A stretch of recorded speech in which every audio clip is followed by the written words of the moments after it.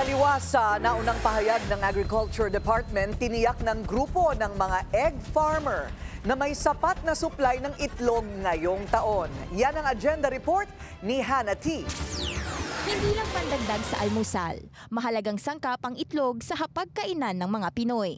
Kaya maraming nabahala ng inanunsyo ng Department of Agriculture na posibleng magkaroon ng kakulangan sa supply nito. Una nang sinabi ng DA na maaari maging manipis ang supply ng itlog sa April dahil sa inaasahang mababang produksyon.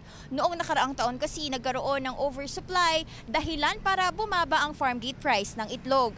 Dahil dito, marami umanong poultry farmers ang napilitang magbawas ng kanilang layers. Kung hindi raw maagapan, pwedeng maging manipis ang supply sa mga susunod na buwan. Bilang solusyon, gustong pabilisin ng DA ang importation ng bagong layered chickens at pag-aproba ng avian influenza vaccine para hindi matulad ang Pilipinas sa US. Nagka-outbreak kasi ng bird flu doon at milyon-milyong manok ang kinailangang patayin. Well, first, we do not want to contradict what the Department of Agriculture is saying, but for our organization, we have projected an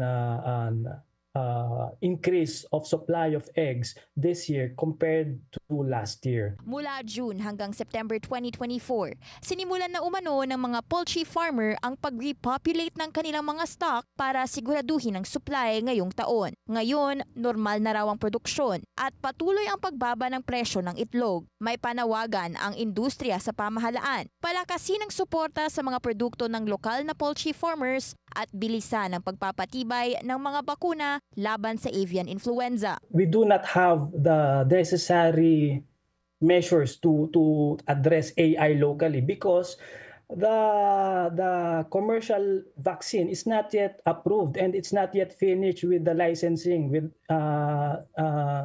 due to the delayed process in our government, specifically BAI and FDA.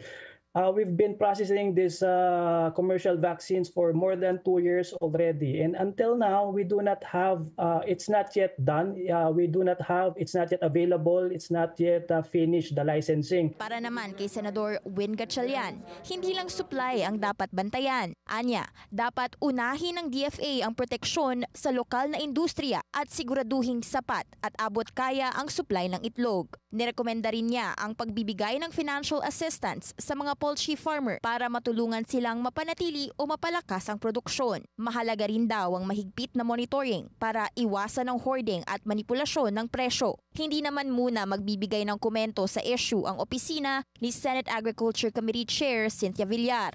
Dahil magkasalungat daw ang sinasabi ng gobyerno at ng industriya. Magiging mahigpit naman ang kompetisyon ng egg vendors, ayon kay Wendell, na 10 taon nang nagbebenta ng itlog. Sa isang araw, higit kumulang 1,000 trays ang nabebenta niya sa market. Sana raw ay agad na masolusyonan ang posibleng shortage sakaling matuloy ito. Maraming customer na maghanap ng itlog na mas mababa kasi yun yung daily needs ng tao itlog talaga. Sa ngayon, stable pa naman daw ang benta nila ng mga itlog. Para sa agenda, Hannah T, Bilyonaryo News Channel.